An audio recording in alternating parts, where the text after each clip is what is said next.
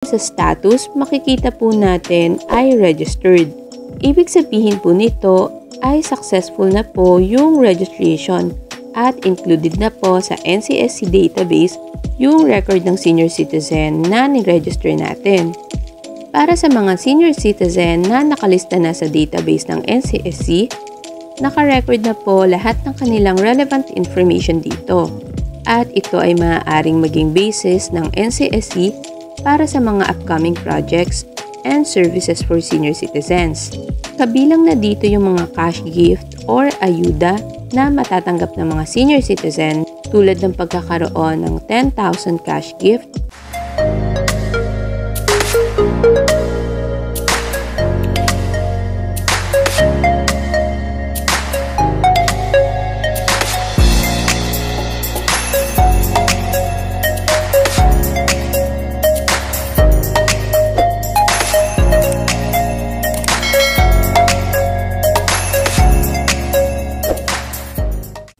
Hi there! I'm HR Leah Jean. Welcome to my channel.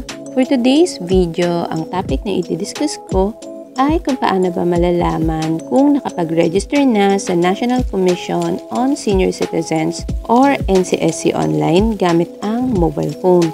By the end of this video, malalaman natin yung step-by-step guide kung paano ito gagawin at kung ano ba ang purpose kung bakit kailangang magpa-register ng mga senior citizen sa database ng NCSC. Kung bago ka pa lang sa aking channel at interested ka sa ganitong klaseng video, don't forget to like, subscribe, and hit the notification bell para updated ka sa aking latest video.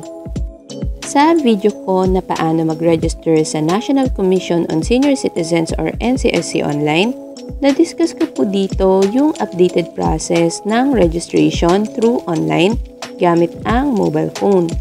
Para sa mga hindi pa nakakapag-register sa NCSC, mapapanood niyo po yung link nito bago matapos ang video na ito. You can also check yung description box para sa link ng video. So now let's proceed sa step-by-step guide kung paano mag-check kung naging successful ba yung registration at kung kasama na ba yung name ng senior citizen registrant sa database ng NCSC. First, magpunta lang tayo sa ating phone browser. Then, dito sa search bar, i-type lang natin ang www.ncsc.gov.ph.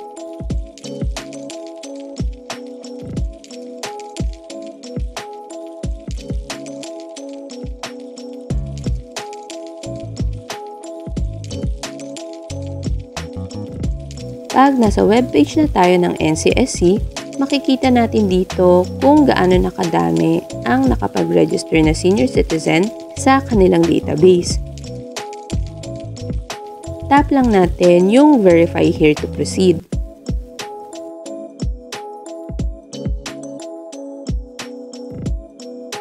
Pag nasa registration page na tayo, may dalawang way po para ma-verify ang registration. First ay gamit ang Registration Reference Number or RRN at gamit ang exact name and birthday ng registrant. Pero ang gagamitin ko po ngayon sa pag-verify ay yung Registration Reference Number. Tap lang po natin ang Verify Your Registration Reference Number or RRN. Next, need natin i-input ang RRN. Ito po yung 7-digit number na makikita natin after ng registration.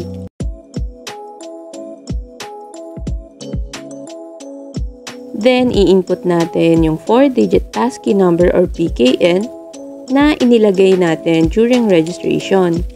Reminder lang po na huwag pong ibibigay ang PKN sa taong hindi kakilala. After may input ang PKN, tap natin yung submit at antayin matapos ang verification ng record.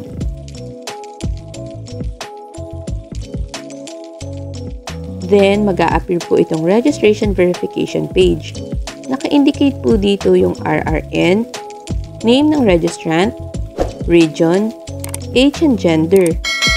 Then, sa status, makikita po natin ay registered. Ibig sabihin po nito ay successful na po yung registration at included na po sa NCSC database yung record ng senior citizen na ni-register natin. Para sa mga senior citizen na nakalista na sa database ng NCSC, naka-record na po lahat ng kanilang relevant information dito. At ito ay maaaring maging basis ng NCSC para sa mga upcoming projects and services for senior citizens. Kabilang na dito yung mga cash gift or ayuda na matatanggap ng mga senior citizen tulad ng pagkakaroon ng 10,000 cash gift para sa mga senior citizen na makakaabot sa edad na 80, 85, 90 at 95. At 100,000 cash gift naman para sa mga centenarian senior citizen or yung mga aabot sa ika-100 years old nito. Sa next video ko, i-discuss ko naman yung about sa cash gift na ito at kung kailan ito magsisimulang maibigay sa mga senior citizen. Kaya make sure po na nakasubscribe kayo sa aking channel at i-hit ang notification bell para ma-notify kayo once uploaded na yung video. Ganun lang po kadaling mag-verify ng registration sa NCSC. Hopefully, makatulong po yung video na ito para sa mga senior citizen na gustong mag-check kung successful ang kanilang registration. Para naman po sa mga hindi pa nakaregister, I highly suggest na ngayon pa lang po ay mag-register na po sa NCSC. Huwag na pong antayin kung kailan nag-start na yung mga programa at serbisyo ng mga gobyerno para sa mga senior citizen ay tsaka pa lang po magre-register. For more tutorial videos na gaya ng mga nasa screen, you can visit my YouTube channel to watch these videos.